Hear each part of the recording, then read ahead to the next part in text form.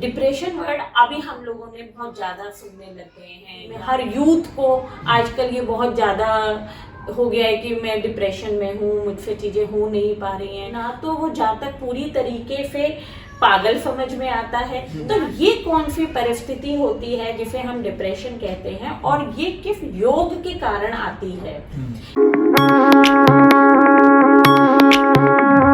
नमस्कार दोस्तों, आपका बहुत बहुत स्वागत है आशुतोष वैदिक एस्ट्रो यूट्यूब चैनल पे, जहाँ पे मैं स्वागत करूंगी आशुतोष जी का। और आज की हमारी चर्चा का विषय रहेगा कौन कौन से योग होते हैं मेनली किसी भी जातक की कुंडली में, जो हमें ये बताते हैं कि उस जातक को डिप्रेशन का सामना करना पड़ेगा।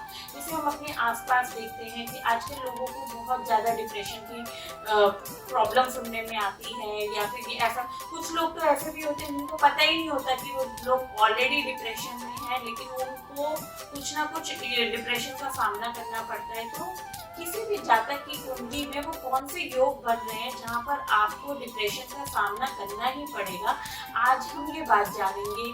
हमारे आशुतोष जी जो बहुत बड़े एस्ट्रोलॉजर हैं, जिनको बहुत लोग फॉलो करते हैं, इवन मैं भी आपको बहुत फॉलो करती हूँ आशुतोष जी। तो मैं आपसे यही जानना चाहूंगी कि किन किन योगों के कारण किसी भी जातक की कुंडली में डिप्रेशन आता है और एस्ट्रोलॉजी का डिप्रेशन के लिए क्या रोल प्ले है।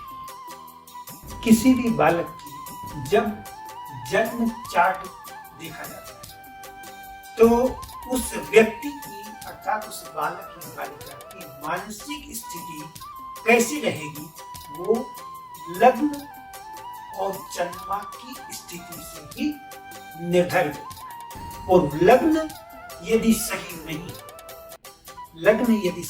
उसके जन्म के समय सही नहीं होने का अर्थ है कि लग्न यदि पाप ग्रहों से जुड़े, शनि, राहु, केतु, मंगल, इन सभी ग्रहों का लग्न पर प्रभाव है, तो ये निश्चित है कि बालक या बालिका का शारीरिक असमर्थता शो होगी। अब कई बार ये भी हो सकता है कि शारीरिक रूप से व्यक्ति असमर्थ हो, वो बालक या बालिका, किंतु हो सकता है कि शारीरिक असमर्थता लेकिन वह मानसिक रूप से समर्थ हो, या शारीरिक समर्थ हो और मानसिक रूप से असमर्थ हो, तो वहां पर चंद्रमा का रोल बहुत महत्वपूर्ण होता है। कि चंद्रमा किसी भी बालक की कुंडली में या बालिका की कुंडली में किस स्थिति में है, वही चंद्रमा निर्धारित करता है कि उसका डायरेक्शन अर्थात उसका मस्तिष्क, उसका मन किस तरफ भागे। वह अपने जीवन की जो ऊर्जा है, उसके भीतर की जो ऊर्जा है, वह किस डायरेक्शन में जाएगी, वह चंद्रमा से ही निर्धारित किया जाता है। चंद्रमा इतना महत्वपूर्ण रोल अदा करता है, यही कारण है हमारे ऋषि महर्षियों ने चंद्रमा की स्थिति को सामने रखते हुए ही बालक का जन्म नाम निर्धारित किया। जी हाँ। आचार्य जी, आपका कहने का ये मतलब है कि जब भी किसी जातक की कुंडली में स्वास्थ्य से रिलेटेड अगर कुछ लिखा होता है, जैसे कि स्वास्थ्य सही नहीं रहेगा, तो आजकल क्या है या अभी तक क्या होता है, तो स्वास्थ्य को लोग फिजिकल स्वास्थ्य से ज्यादा जोड़ लेते हैं, फिजिकल हेल्थ। कोई भी उस स्वास्थ्य वर्ड में मेंटल हेल्थ को नहीं जोड़ पाता है। क्या ये भी एक कारण हो सकता है कि लोग डिप्रेशन को समझ नहीं पाते हैं कि ये भी एक हमारी बीमारी का हिस्सा है, जैसे कैंसर है, क्योंकि वो फिजिकल हेल्थ है वहाँ खराब हुई है, तो उसमें लोग एस्ट्रोलॉजर्स के पास आते हैं और पूछते हैं कि हमारा बच्चा बीमार रहता है, उसकी कुंडली देखकर बताइए। कभी भी कोई भी जातक अपने बच्चे के डिप्रेशन को लेकर किसी एस्ट्रोलॉजर के पास नहीं जाता। यहाँ पर मैं स्पष्ट कर दूं कि लग्न शरीर है, लग्न व्यक्ति के शारीरिक स्वास्थ्य को शो करता है, प्रदर्शित करता है। कि लग्न यदि सही है तो व्यक्ति का शारीरिक मतलब फिजिकल लेवल पर वह सही रहेगा। लग्न सही होने का लग्न अर्थात फर्स्ट हाउस में कोई ग्रह जब नहीं होगा तो उस बालक का स्वास्थ्य सही रहने की पहली शर्त पूरी होगी। और लग्न पर यदि शुभ ग्रहों का प्रभाव है, जैसे कि शुक्ल पक्षी चंद्रमा है, बुध है, बृहस्पति है, शुक्र है, ये ग्रह यदि लग्न पर प्रभाव करें अर्थात बैठे हैं या ऐसे स्थानों पर बैठे हैं, फर्स्ट हाउस का लॉर्ड ऐसे स्थान पर बैठा है कि केंद्र है फोर्थ हाउस में, सेवंथ हाउस में, 10th हाउस में या 9th हाउस या 5th हाउस में, तब ये कहा जा सकता है कि व्यक्ति का शारीरिक स्वास्थ्य अच्छा रहे। लेकिन मेंटली वह कैसा रहे, वहां पर चंद्रमा को देखा जाए। हमारे यहाँ किसी भी बालक के फलित के लिए लग्न कुंडली के साथ सुदर्शन चक्र बनाया जाता है। लग्न, फिर उसके बाद चंद्रमा और फिर उसके बाद सूर्य, क्योंकि चंद्रमा मन और मस्तिष्क है, सूर्य आत्मा है। तो लग्न शरीर हो गया, चंद्रमा मन मस्तिष्क हो गया और सूर्य आत्मा हो गया। तो व्यक्ति का शारीरिक, मानसिक और आत्मिक स्तर, इन तीनों को सामने रखकर ही यह कहा जा सकता है कि व्यक्ति वास्तव में शारीरिक स्थिति के साथ उसके मन, मस्तिष्क और आत्मा का डायरेक्शन, ऊर्जा का डायरेक्शन बदल जाए। मतलब आचार्य जी, आपकी बात से अगर मैं समझ पा रही हूँ तो आप ये कहना चाह रहे हैं कि अगर किसी जातक की कुंडली में लगन है और वो शुभ नहीं हो रहा तो उनको फिजिकल हेल्थ का इशू हो सकता है। लेकिन अगर वो शुभ भी है फिर भी अगर वो मेंटल हेल्थ का सामना कर रहे हैं तो उन जातकों को अपना चंद्रमा दिखाना चाहिए।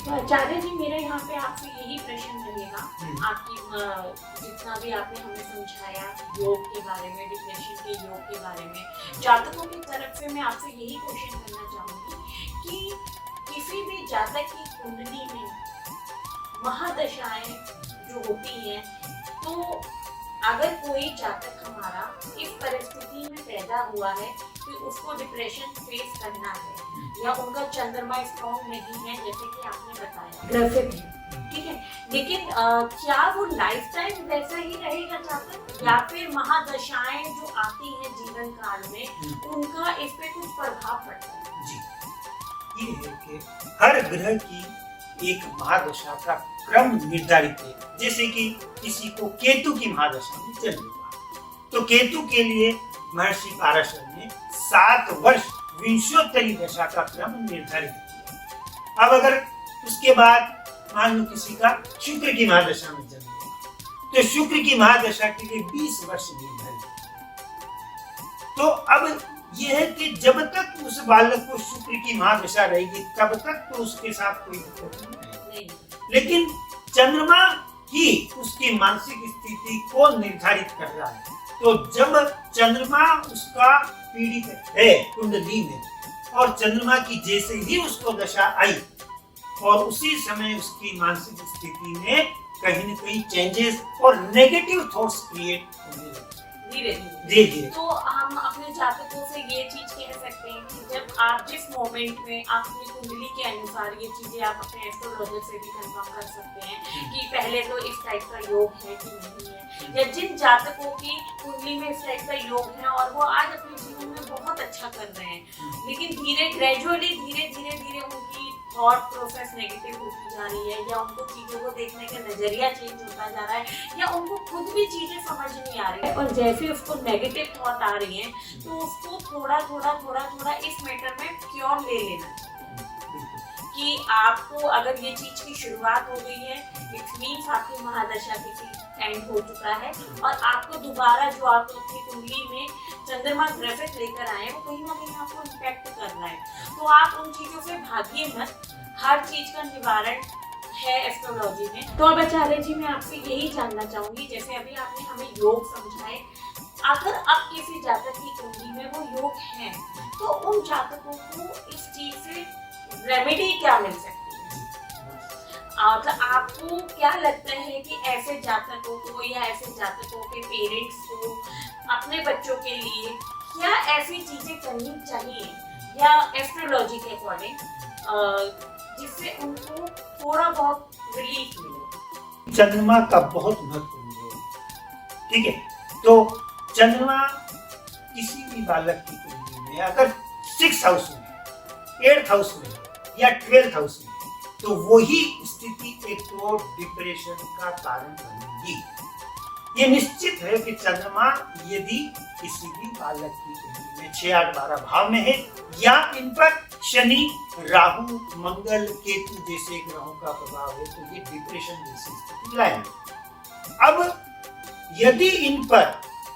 यदि इस चंद्रमा पर बृहस्पति, बुध या शुक्र जैसे ग्रहों का प्रभाव या चंद्रमा सूर्य से दूर हो, तो एक डिप्रेशन एक निश्चित समय तक ही उस पर प्रभाव करेगा, और ये स्थिति ये भी शो करेगी कि उसका डिप्रेशन क्यूरेबल, मतलब वो डिप्रेशन से बाहर आ जाएगा जब तक उसके चंद्रमा की दशा रहेगी। जैसे कि चंद्रमा की दशा उसको रहती 10 वर्ष। विषुवत दशा में चंद्रमा की दशा को निर्धारित किया गया 10 वर्ष। तो ये निश्चित कहा जा सकता है कि 10 वर्ष उस बालक के डिप्रेशन जैसी स्थिति में रहेंगे। लेकिन मंगल की महादशा जब आई चंद्रमा के बाद, तो ये स्थिति बता देगी कि व्यक्ति और चंद्रमा अच्छी स्थिति में है, भले ही 6, 8, 12 में वो डिप्रेशन में जाएगा, लेकिन बृहस्पति का भी प्रभाव अगर आ गया तो ये चीज कही जा सकती है कि व्यक्ति चाहे वो डिप्रेशन में गया, लेकिन वह धीरे वो एक तरह से किसी भी दवा या ट्रीटमेंट को अगर वो लेगा तो ट्रीटमेंट उसको लगेगा और ट्रीटमेंट का उसको असर होगा। अब हम आते हैं रेमेडी वाले, जैसा कि आपने पूछा। चंद्रमा के लिए हमारे आचार्यों ने सबसे श्रेष्ठतम उपाय बताए थे भगवान शिव की आराधना। अगर किसी भी व्यक्ति के कुंडली में चंद्रमा सही स्थिति में नहीं है, तो उसके लिए सबसे श्रेष्ठतम है कि भगवान शिव का रुद्राभिषेक और जन्म तिथि, जिस बालक की जन्म तिथि जो है, जिस दिन उसका जन्म हुआ, जन्म तिथि न कि जन्म तारीख, उस जन्म तिथि पर भगवान शिव का रुद्राभिषेक कर लिया जाए।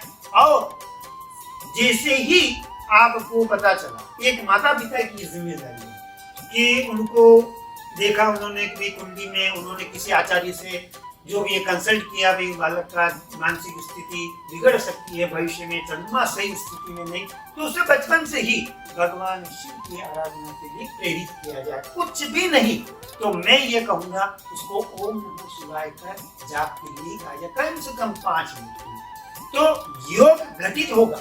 मैं ये नहीं कह रहा हूँ कि योग से वो पूरी तरह बाहर आएगा, लेकिन योग इतना जबरदस्त नकारात्मक प्रभाव नहीं करेगा जितना कि उस नकारात्मक प्रभाव के कारण कई बार उस डिप्रेशन से वो बाहर आ ही नहीं पाए। रेमेडी कर यही रही, भगवान शिव की आराधना कर यही रही है कि बालक उस परिस्थिति में इतना डिप्रेशन में नहीं जाएगा कि वो बाहर नहीं आएगा। मैंने पूर्व के एक वीडियो में भी इस बात को स्पष्ट किया था कि मर्लिन मुनरो जो हॉलीवुड एक्ट्रेस और माइकल फेल्प्स, जिसे कि मतलब जिसने ओलंपिक में 27 मेडल जीते, जो अपना आप में एक किंवदंती, एक लीजेंडरी है ना, वो भी व्यक्ति डिप्रेशन में चला गया।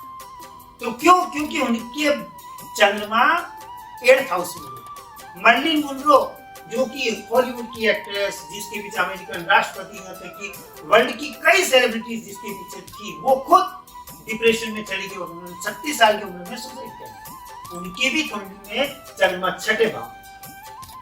तो ये चीज है कि मेटेरियलिस्टिक चीजें उन पर इतनी ज्यादा हावी हो गई, लेकिन वो खुद अपनी मनस्थिति को समझ नहीं पाए। और जब मैंने उनकी कुंडली देखी तब मुझे पता चला उनका चंद्रमा ऐसी स्थिति। और कई बार हम ये भी देखते हैं कि जिनका चंद्रमा बहुत स्ट्रॉन्ग है, तो उनसे भी ज्यादा विपरीत परिस्थिति उन लोगों के साथ है, लेकिन मानसिक रूप से वो इतने व्यवस्थित होते हैं, इतने सुदृढ़ होते हैं कि वे कभी भी डिप्रेशन उन पर कभी हावी नहीं होता, परिस्थितियां कितनी विपरीत।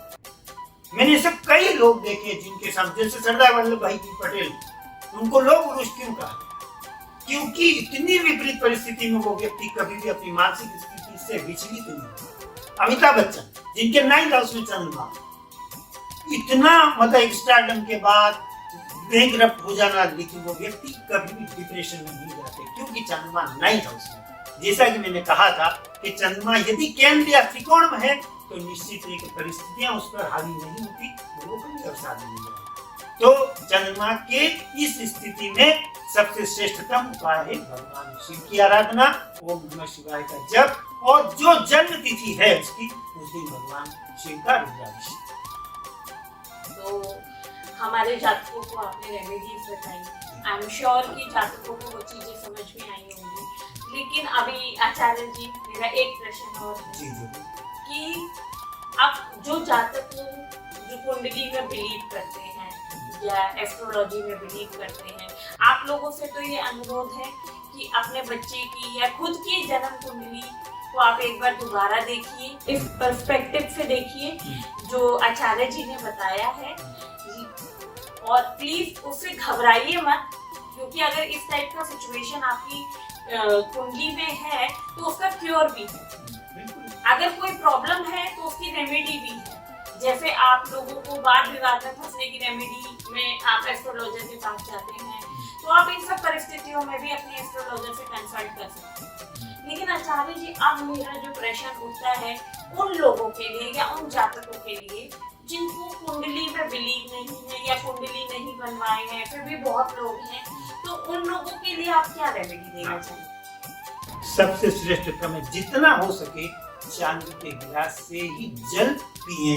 अब जितना हो सके अपने मतलब शरीर में जल की मात्रा बढ़ाएं, क्योंकि जल आपके भीतर की जो आपका जो ब्लड सर्कुलेशन है उसको वो संतुलन में, और ब्लड सर्कुलेशन जैसे संतुलन में आता है तो डिप्रेशन जैसी स्थिति सब। तो मैं उनको ये कहूँगा, चाहे आप कुंडली में विश्वास करें ना करें कोई दिक्कत नहीं, लेकिन आप उस स्थिति में चांदी के गिलास में कम से कम जल तो पी सकते हैं, पानी तो ग्रहण कर सकते हैं कि और उसका प्रभाव निश्चित है जातक की मानसिक स्थिति पर पड़ता है और सकारात्मक डायरेक्शन में वो जाने लगता है। और जैसे ही मैं तो आपको ये भी कहूंगा कि किसी कुंडली को या किसी हाथ को आप ना बताएं, लेकिन आपको खुद को जैसे ही लगने लगता है कि मैं कहीं सराउंडिंग सर्कमस्टांसेस जो हो रही है उसके प्रति में बहुत ज्यादा डिप्रेस मतलब बहुत ज्यादा मुझे वो डोमिनेट कर रही, उस क्षण आप अपने किसी स्थिति में जल की मात्रा बढ़ा दें, धीरे धीरे जल पीने की मात्रा बढ़ा दें। आपको ऑटोमेटिक आपको लगेगा कि मेरे भीतर पॉजिटिव थॉट्स क्रिएट हो, और जैसे ही आपके भीतर पॉजिटिव थॉट्स क्रिएट होने लगे तो समझ लेना अब आप डिप्रेशन की स्थिति से बाहर आ गए। तो आचार्य जी, बहुत बहुत धन्यवाद जो आज आपने डिप्रेशन जैसी चीज को लेकर के उसको एस्ट्रोलॉजी से भी कनेक्ट किया। तो दोस्तों, अगर आज आपको हमारा प्रोग्राम या हमारा टॉपिक बहुत अच्छा लगा हो तो प्लीज हमारे चैनल को जाके सब्सक्राइब करें, ताकि आशुतोष जी से हम यूं ही इसी तरीके से हमेशा बने रहें। और अगर आपको फिर भी कुछ लगता है कि मैंने कुछ क्वेश्चन नहीं कर पाई हूँ जो आपके मन में आए हैं, क्योंकि जो जिस परिस्थिति से गुजरता है उसको ही वो चीजें ज्यादा समझ में आती हैं, तो आप प्लीज हमें कमेंट करके जरूर बताइएगा, या प्लीज हमारी वीडियो को लाइक करें, सब्सक्राइब करें, ज्यादा से ज्यादा शेयर करें, और नीचे डिस्क्रिप्शन में इनकी इंस्टाग्राम का भी आपको लिंक मिल जाएगा, इनसे डायरेक्ट कांटेक्ट भी आप कर सकते हैं। तो प्लीज, जैसे आप और चीजों को एस्ट्रोलॉजी से अलग नहीं करते हैं, जैसे वाद विवाद हो, वैवाहिक जीवन हो, या फिर आपको लॉस हो रहा है व्यापार में, उसी तरीके से डिप्रेशन को भी समझिए, जानिए, और इसका भी क्योर हमारी एस्ट्रोलॉजी में है, इस चीज को मानिए, तो आपकी भी समस्याओं का समाधान, बाकी समस्याओं की तरह ये भी एक समस्या ही है जिसका समाधान जरूर है। प्लीज अवेयरनेस लाइए। मोटिवेशनल स्पीकर्स या डॉक्टर आपके जीवन में तब आते हैं जब आपको डिप्रेशन हो जाता है, लेकिन एस्ट्रोलॉजी कुंडली आपके जीवन में आपके जीवन के साथ आती है। तो आप प्लीज उस चीज को समझिए, जानिए, और ज्यादा से ज्यादा पानी पीजिए। अगर आप फिर भी बिलीव नहीं कर पाएंगे तो पानी पीजिए, लेकिन सही रहिए, स्वस्थ रहिए। धन्यवाद आचार्य जी, बहुत अच्छा लगा आपसे बात करके, और बहुत आपने आपके टाइम के लिए भी बहुत बहुत थैंक यू।